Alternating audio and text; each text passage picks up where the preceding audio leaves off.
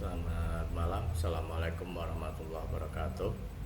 Oke, terima kasih pada kesempatan malam ini kita kembali berjumpa bertatap muka secara online untuk perkuliahan mata kuliah komputer statistik. Oke, saya berharap semoga kalian semua dalam keadaan sehat walafiat, tidak ada kekurangan satu apapun. Oke, terima kasih. Langsung saja di sini untuk mempersingkat waktu. Pada perkuliahan malam ini kita akan menjelaskan materi tentang statistik inferensi. Oke. Jadi kalau minggu kemarin kita sudah menjelaskan tentang tabel distribusi frekuensi, kemudian kita juga sudah menjelaskan tentang statistik deskriptif. Nah, sekarang kita masuk ke statistik inferensi. Gambaran tentang statistik inferensi tentunya pada pertemuan awal ya sudah kita jelaskan apa itu yang dimaksud dengan statistik inferensi. Baik, nah ini untuk mereview kembali dan mendalami tentang materi statistik inferensi di sini. Statistik inferensi ini merupakan statistik yang digunakan untuk mengeneralisasikan data sampel terhadap populasi. Oleh karena itu terdapat nilai signifikansi atau nilai alfa, di mana statistik inferensi ini berfungsi untuk menaksir dan atau menguji karakteristik populasi yang dihipotesiskan berdasarkan data sampel, di mana di sini di dalam statistik inferensi ada dua jenis, ada statistik parametrik dan statistik non parametrik. Jadi dari gambaran di sini jelas ya bahwasanya kita bisa membedakan antara statistik deskriptif sama statistik inferensi. Dimana kalau di dalam statistik deskriptif kemarin kita hanya menggambarkan saja ya, menggambarkan tanpa menarik suatu kesimpulan. Tetapi berbeda dengan statistik inferensi, di mana di dalam statistik inferensi di sini itu digunakan untuk mengeneralisasikan daripada data sampel. Dalam artian ketika kita melakukan analisa data dengan menggunakan statistik inferensi, maka hasil-hasil daripada analisa yang kita lakukan itu berlaku secara keseluruhan. Dalam artian sebagai contoh, misalkan saja kita melakukan penelitian ya tentang mahasiswa yang ada di Stekom misalkan saja. Nah, karena banyaknya mahasiswa Stekom dan keterbatasan hal-hal tertentu, maka di situ kemudian di dalam proses penelitian, di dalam mengumpulkan data, Anda menggunakan data sampel. Nah, dari hasil penelitian yang memang di situ kita mengacu pada data sampel, tetapi hasilnya itu nanti bisa kita generalisasi. Jadi berlaku secara umum, berlaku secara keseluruhan terhadap populasi, yaitu apa, seluruh mahasiswa yang ada di Stekom. Nah, ini gambaran tentang statistik inferensi. Nah, karena adanya proses generalisasi, maka di sini ada nilai signifikansi. Nilai signifikansi itu adalah nilai toleransi. Jadi toleransi tentunya di sini berkaitan dengan proses generalisasi, yang mana data yang digunakan adalah data sampel, dan data sampel ini adalah merepresentasikan daripada data populasi yang ada. Oke, baik. Itu gambaran ya tentang awal tentang statistik inferensi. Nah, terus di sini untuk statistik inferensi sendiri ada dua jenis.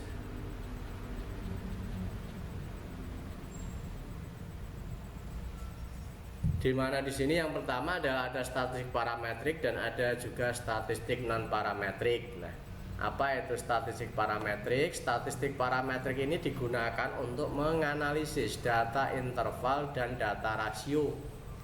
Jadi kalau kemarin di dalam skala pengukuran untuk jenis data ada data interval dan ada data rasio. Anda tentunya masih ingat ya, disingkat ada istilah NOIR, nominal, ordinat, interval, dan rasio. Oke. Jadi ukuran uji di dalam statistik parametrik ini antara nanti uji t-test, uji ANOVA, dan uji korelasi. Sedangkan kalau yang non parametrik ini adalah statistik digunakan untuk menganalisa data nominal dan ordinal. Uji statistik yang digunakan dalam statistik non parametrik ini antara lain adalah binomial, signifikan, sigtest ya, sigtest, C² atau C². Nah, dan masih banyak saya kira analisa data yang baik sifatnya parametrik maupun non parametrik. Oke.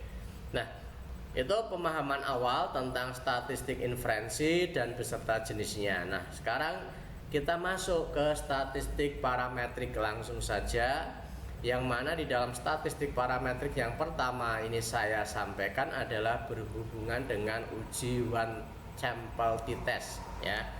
Ini atau uji t-test gitu ya. Nah, ini uji t-test memang sangat populer, dan di sini memang biasanya uji t-test ini banyak digunakan ya, karena di sini memang ada beberapa jenis daripada uji t-test. Jadi penelitian uji one sample t-test atau uji sampel umum ini digunakan untuk membandingkan rata-rata sampel yang diteliti dengan rata-rata populasi yang ada. Nah, ini jadi rata-rata sampel yang diteliti dibandingkan dengan rata-rata populasi yang ada. Oke. Nah, selain itu uji one sample t-test dapat juga digunakan untuk menguji hipotesa ya, menguji hipotesis dalam statistik deskriptif jika data penelitian berskala interval dan rasio. Nah, di sini asumsi dasar yang harus terpenuhi adalah data penelitian harus berdistribusi normal. Nah, ini syaratnya ya, kalau Anda ingin melakukan uji t-test maka data ini harus berdistribusi normal. Ini oke, baik. Sebagai contoh ini ya, seorang peneliti ingin mengetahui berapa lama rata-rata penayangan iklan di TV sebagai rumusan masalah. Nah, ini jadi kalau kalian malah ini ya tidak mau tahu ya, mungkin ya iklan itu tayang di TV berapa menit, yang penting kalau ada iklan langsung pindah channel gitu ya. Nah, ini tapi untuk kepentingan tertentu hal-hal semacam itu juga perlu diteliti ya.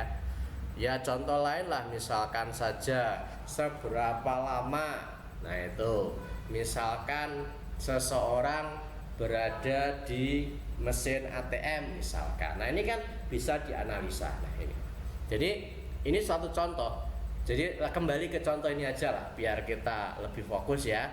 Tapi nanti bisa Anda cari untuk contoh-contoh yang lainnya saya kira. Jadi seorang peneliti ingin mengetahui berapa lama rata-rata penayangan iklan di TV. Nah, ini. Jadi ini adalah rumusan masalahnya. Oke. Nah, maka hipotesis dari rumusan masalah tersebut adalah rata-rata penayangan iklan TV paling lama adalah 120 menit. Nah, oke, itu adalah untuk hipotesa.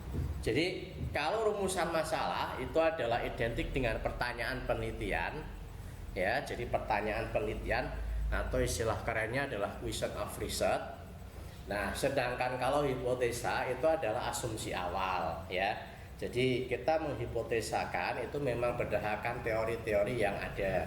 Oke. Nah, jadi ini satu contoh gambaran bahwasannya ini adalah merupakan bentuk bagaimana analisa data yang nanti kita lakukan dari kasus yang ada ini. Nah, di sini nanti kita coba melakukan analisa data dengan menggunakan statistik SPSS ya. Nah, maka dari itu ini adalah untuk langkah-langkah yang nanti bisa Anda lakukan.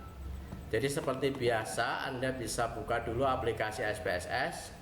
Semoga kalian semua sudah menginstal ya aplikasi SPSS sehingga nanti bisa Anda gunakan untuk melakukan ini ya, pengerjaan latihan-latihan yang saya berikan. Jadi seperti biasa setelah aplikasi SPSS itu terbuka, maka selanjutnya di situ Anda masuk ke variable view ya, masuk ke variable view, kemudian Anda isikan untuk nama-nama variabel. Nah, ini ada dua variabel yang kita buat. Yang pertama adalah nomor, ini untuk nomor responden. Terus yang kedua adalah variabel lama atau lama iklan. Untuk pengaturan daripada variabelnya Anda buat default saja ya, mengacu pada contoh-contoh yang kemarin yang sudah Anda buat saja. Nah, selanjutnya setelah variabel ini Anda tetapkan, maka berikutnya Anda bisa melakukan proses input data. Nah, ini adalah untuk input data. Di sini disediakan ada 15 data, nggak usah banyak-banyak. Oke ya. Jadi sini sangat variatif sekali. Nah, setelah itu baru kita lakukan analisa. Nah, ini karena asumsinya bahwasanya ini prasyarat tadi ya di depan sudah saya sampaikan. Sebelum Anda melakukan uji t-test, maka Anda harus memastikan bahwasanya untuk data yang Anda analisa itu berdistribusi normal ya. Maka di sini kita melakukan uji normalitas. Nah, ini langkah-langkahnya untuk melakukan uji normalitas ya. Anda masuk menu analysis ya. Kemudian dari analyze di sini Anda pilih descriptive statistik. Kemudian Anda pilih explore. Nah, ini akan muncul kotak dialog ya, explore. Nah, kemudian masukkan variabel lama iklan ke kotak dependent list. Ini adalah gambarnya. Oh, ternyata gambarnya kok samar-samar ya ini ya. Oke. Jadi ini adalah explore, ini adalah lama iklan. Kita pindah ke dependent list ini, descriptive statistik ini ya, analysis descriptive statistik. Kemudian ini explore, ini masukkan variabel iklan di dependent list ini. Nah, kemudian Anda klik plot ini, nanti di sini akan muncul ya dependent list ini sini, nanti akan plot. Nah, ini.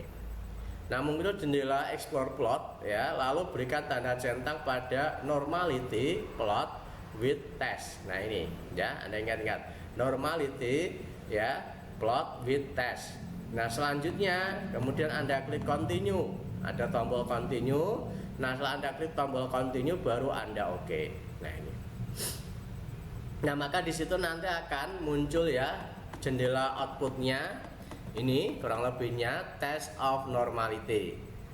Nah, ini keputusan uji normalitasnya berdasarkan output di atas ya, ini diperoleh nilai ya Shapiro-Wilk signifikannya adalah sebesar 0,158 atau lebih besar 0,05, sehingga dapat disimpulkan bahwasanya data lama iklan ini berdistribusi normal. Dengan demikian asumsi normalitas dalam uji one sample t-test ini sudah terpenuhi. Jadi di dalam proses ya uji statistik untuk ini t-test ini ya, one sample t-test ini itu memang sebelum melakukan proses analisa statistik ya, ini one sample t-test ini itu kita harus memastikan bahwasanya data ini berdistribusi normal. Nah, makanya kita harus melakukan proses pengujian terhadap normalitas daripada data tersebut ya. Nah, ini hasilnya. Jadi di situ di dalam prosesnya nanti akan tampak hasilnya ini ya. Jadi Shapiro-Wilk ini biasanya kaitannya dengan jumlah data ya, jumlah data. Jadi kalau jumlah data kurang kecil ini biasanya menggunakan Shapiro, tapi kalau datanya besar ini menggunakan Kolmogorov-Smirnov. Oke. Sama kan ini, cuman di sini nanti untuk nilai signifikannya ini ya, signya sebesar 0,05 yaitu 5% ya, ini signifikan atau nilai toleransinya. Nah, ini. Jadi ini hasilnya kalau Anda lihat ya, signifikannya ini adalah 0,158 atau lebih besar dari 0,05. Berarti kalau lebih kecil berarti di sini tidak berdistribusi normal, tapi kalau lebih besar ini berdistribusi normal. Oke. Nah, itu hasilnya, jadi nanti bisa kita interpretasikan seperti itu. Nah, setelah itu baru kita masuk ke analisa uji one sample t-test. Nah, ini masuknya ya, menu analyze, kita pilih compare mean, kemudian pilih one sample t-test. Ini berarti membandingkan rata-rata. Nah, maka di sini nanti akan muncul jendela tampak yang ada ini ya. Kemudian setelah muncul one sample t-test, lama iklan kita pilih masuk ke tes variabel. Nah, ini.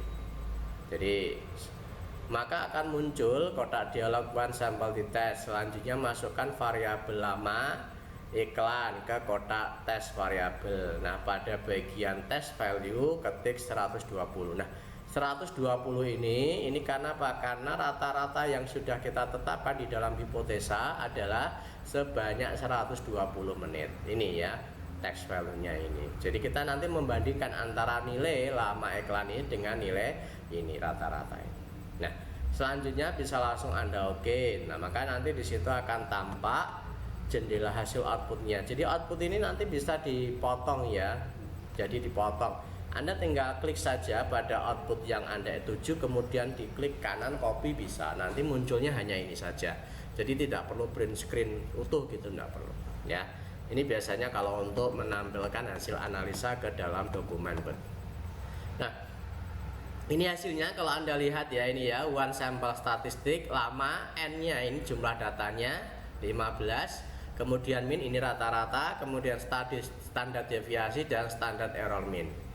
Nah, dari sini kita bisa melihat tabel one di atas menunjukkan nilai statistik deskriptif yaitu n-nya 15. Artinya jumlah data yang dipakai adalah 15. Nah, tayangan iklan TV rata-rata adalah 120,133. Ini artinya bahwasanya rata-rata hitungnya itu adalah 120. Ya, koma sekian. Standar deviasi atau simpanan baku adalah sebesar ini dan standar ini. Oke. Ini kalau untuk yang pertama tampilan daripada one statistiknya, sampel statistik. Nah, kemudian di sini untuk yang kedua adalah one sample test.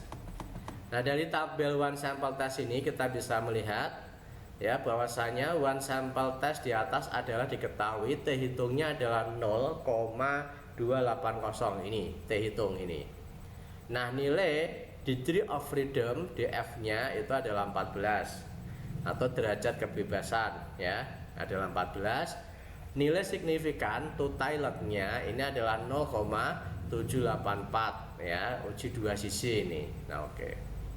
Nah, tadi di sini untuk rumusan hipotesanya kalau kita melihat H0 rata-rata tayangan iklan di TV paling lama adalah 120, sedangkan satu rata-rata lama tayangan iklan ini tidak sama dengan 120.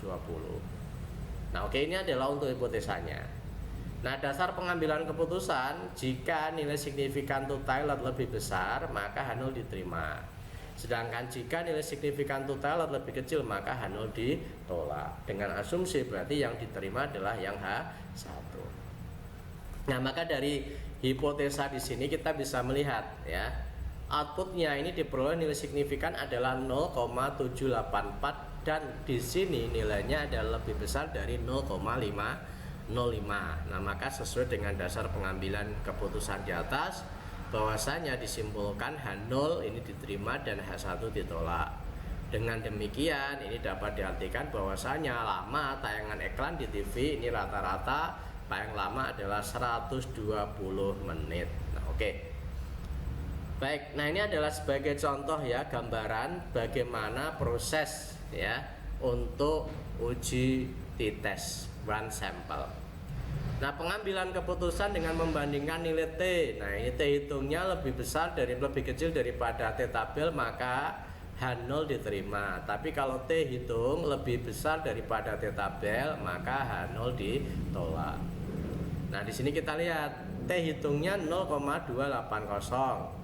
Nah, sedangkan untuk rumus mencari tabel dua sisi ini DF ya. Ini 14, kemudian lihat pada tabel distribusi. Jadi membandingkan antara T tabel dengan T hitung. Kalau T hitung ya, T hitung ini itu kita bisa lihat dari hasil uji statistik yang ada di sini. Kalau kita lihat, jadi untuk membuat kesimpulan itu kita bisa menggunakan dua nilai ya.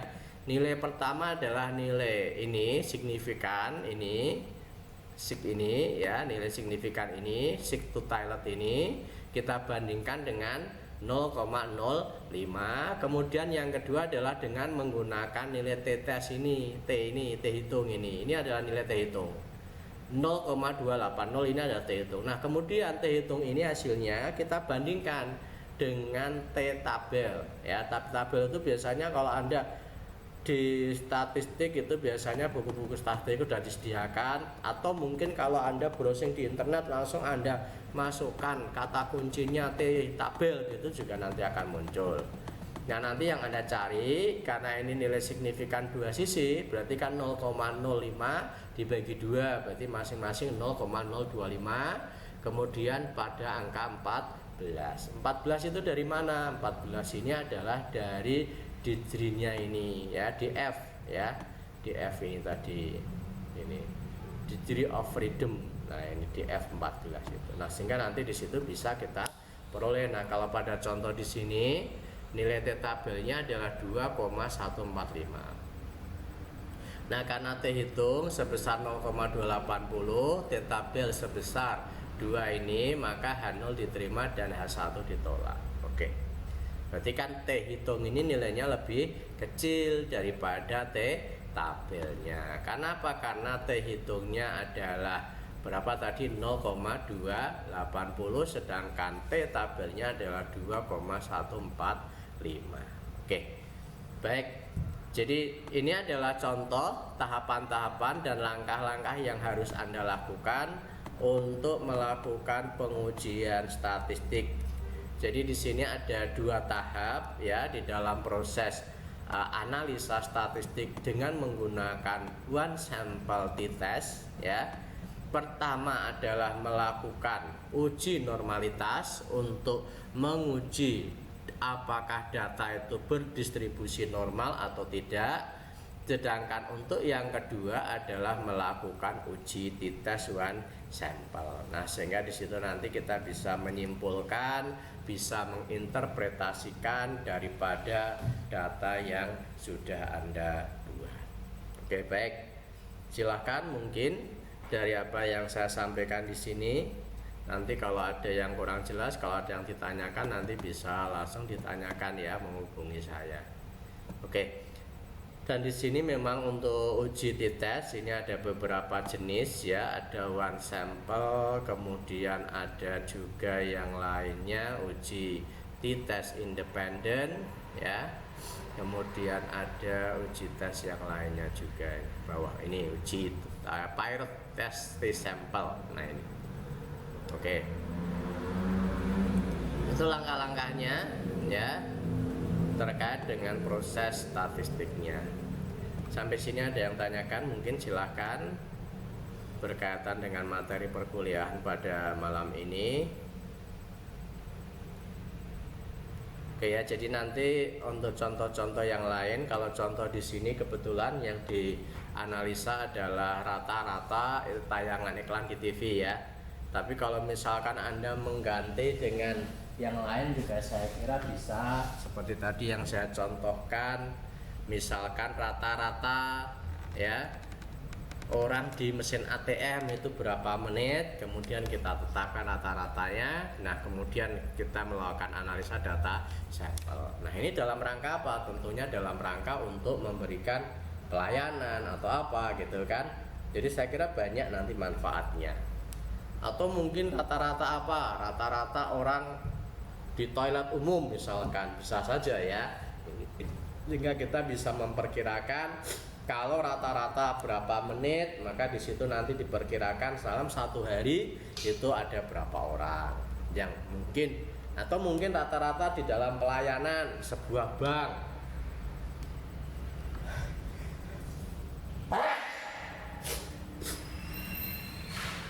Bisa juga ya, rata-rata pelayanan dalam bank ini juga bisa. Jadi misalkan saja satu nasabah untuk melakukan simpanan misalkan memerlukan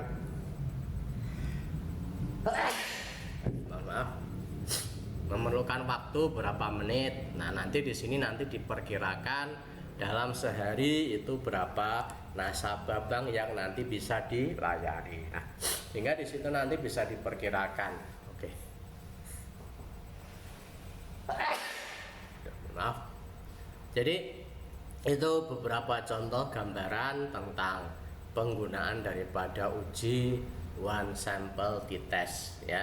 Mungkin nanti untuk latihannya sekalian besok ya, tapi paling tidak ini nanti bisa Anda coba dulu untuk uji one sample t-testnya.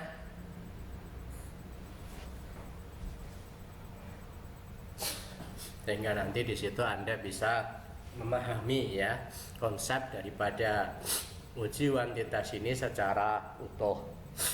Oke, baik. Silakan kalau mungkin ada yang ditanyakan. Oke. Baik. Jadi itu untuk materi perkuliahan pada malam ini ya. Terima kasih ya atas perhatiannya. Saya kira untuk perkuliahan pada malam ini kita akhiri ya. Terima kasih dan mohon maaf kalau mungkin ada salah kata. Semoga apa yang saya sampaikan ini bisa Anda pahami dengan baik, bermanfaat, dan bisa juga di situ Anda terapkan pada bidang-bidang tertentu. Oke. Sekiranya saya akhiri untuk perkuliahan pada malam ini. Wassalamualaikum warahmatullahi wabarakatuh.